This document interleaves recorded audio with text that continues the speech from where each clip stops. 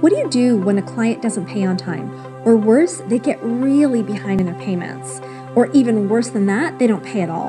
Unfortunately, late payments are kind of just a part of doing business. And unless you take payment in full upfront every single time, at some point you're going to experience this in your business, and maybe you already have.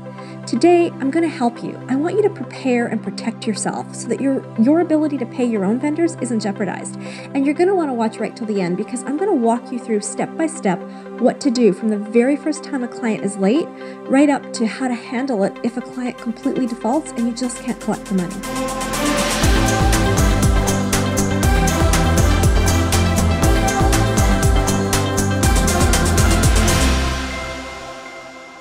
Hey there, I'm Nafissa Shireen, success coach for entrepreneurs who want to make a quantum leap in their income. And welcome to Living Forward TV, where we help you to create a thriving business you absolutely love all around your personal freedom. And if that sounds like something you'd like to do, then make sure to subscribe to my channel and click the bell notification so that you're the first to know when I publish new episodes and new content. Having a client whose credit card declines, or who asks you to hold their payment, or worse, just refuses to pay, and maybe sometimes they might decide halfway through working with you that they just want to back out, it can be a really uncomfortable and upsetting experience, even if it's a really small amount of money, not so much because of the amount, but because of the bad energy and bad feelings associated with it. And if it's a bigger amount and it affects your ability to pay your bills or to pay your team, then a delinquent account can interrupt your business flow. And that can cause problems that go way beyond the initial client, right? So today we're going to dive into the energetic and practical aspects of what to do when a client doesn't pay. And I'm also going to teach you how to protect yourself and your business from the impacts of it. Now, protecting yourself starts before you ever enroll a client. In prior episodes, we've talked about how important it is to have clear policies about payments and cancellations, all determined in advance. And you want to make sure that those policies are clearly laid out in your client agreements, because without it being made clear in advance to a client, you have nothing to fall back on. If you need to be firm about them paying on time, you can't do that without a contract. And withholding services may not even be possible because it wasn't in the agreement.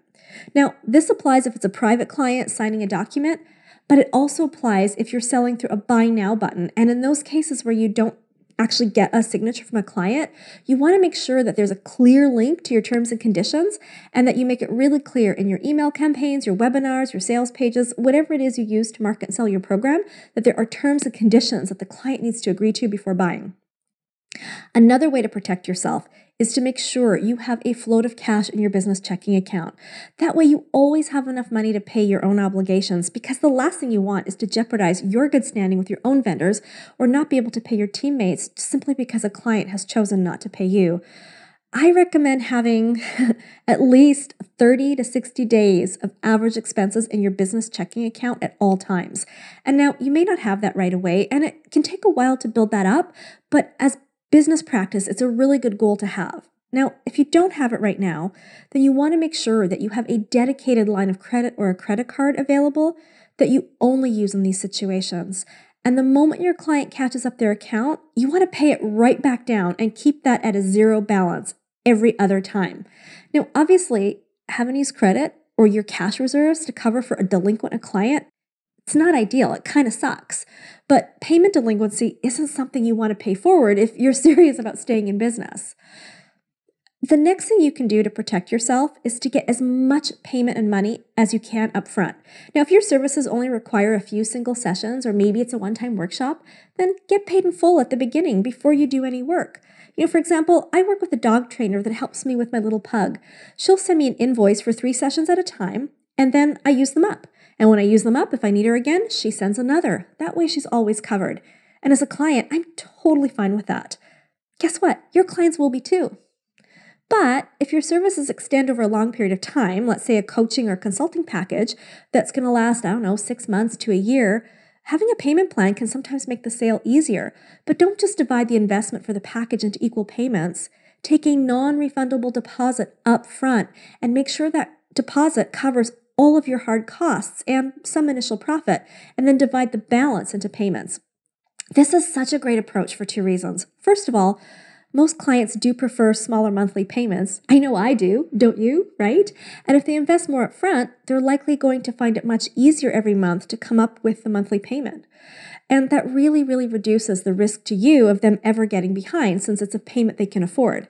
And also for you, when you do collect more upfront and cover all of your costs, such as staff time, supplies, venue, gifts, whatever's involved, if there ever is a problem, at least your direct costs are covered and you aren't at a financial loss from working with the client. I mean, sure, there's indirect costs to consider and a delay of profit, but at least you've minimized your risk this way. I've got a worksheet that I'll link to below to help you determine exactly what those hard costs are so that you know exactly what you need to collect upfront when you're working with a client on extended payment plans. Now, the next part about protecting yourself is subtle. It's all about your energy and intention. Be really selective in your screening process and set the intention to only work with clients who do honor their agreements and commitments. And you also need to be impeccable with how you deal with your vendors so the energy you're putting out is the type of energy that you'd like to receive back.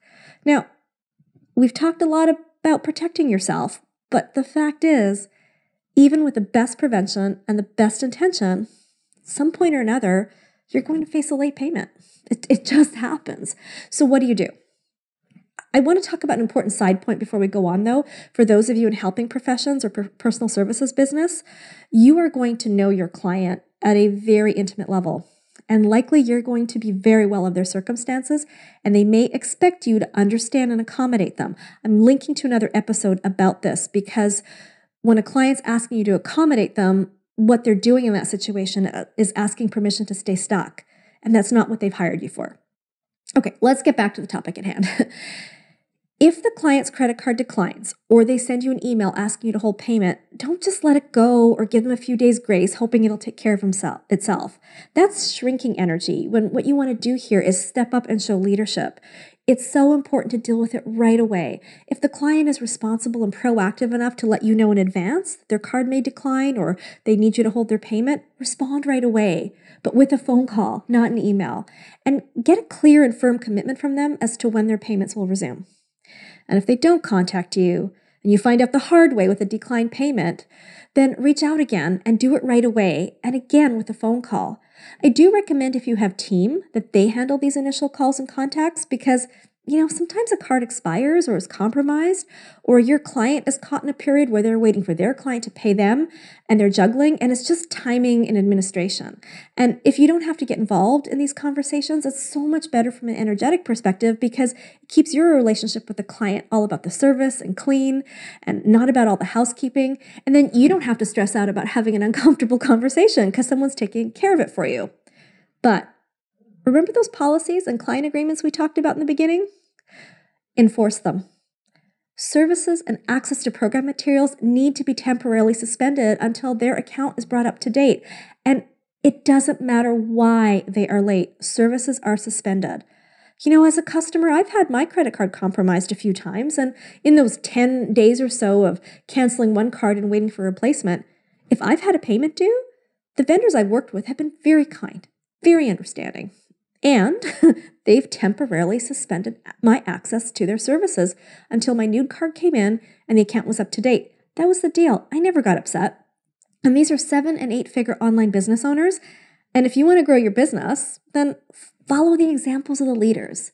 And I know it can be so sticky and uncomfortable, especially if it's a compromised card and it's not the client's fault.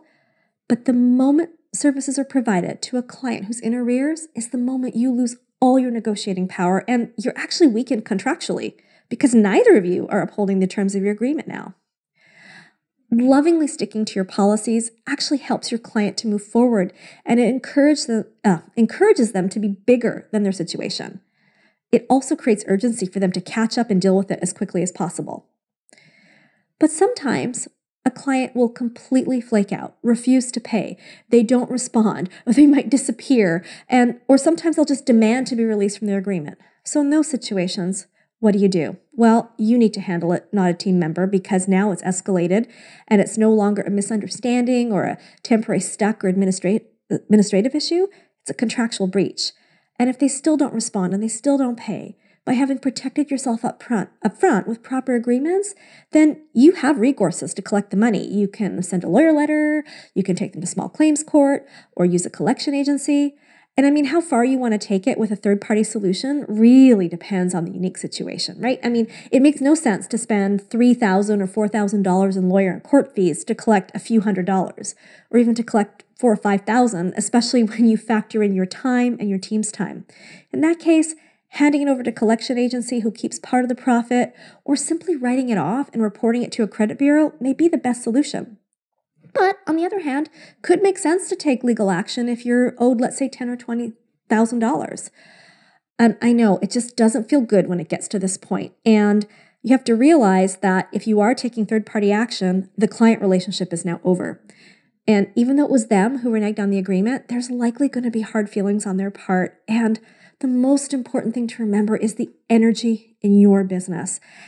And it's easier said than done, especially if you have a loss or you've had to incur extra expenses, to not have hard feelings yourself and to not let doubt and uncertainty creep in.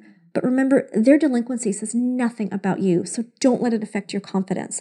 The most important thing you can do is to let it go. Now, that doesn't mean you let them off the hook. It just means you're not stuck on that hook with them. Take the action you need and then move on. I would love to hear from you. Let me know below what you found most helpful today, and make sure to give me a like and a thumbs up. And if you really want to grow your business, then subscribe to my channel so you never miss out on fresh new content. And if you'd like to be part of an awesome tribe of entrepreneurs and get daily inspiration from me, then I'd like to invite you to join the free Living Forward Facebook community and continue the conversation. Simply go to livingforwardcommunity.com, click the Join Now button, and I'll see you on the inside.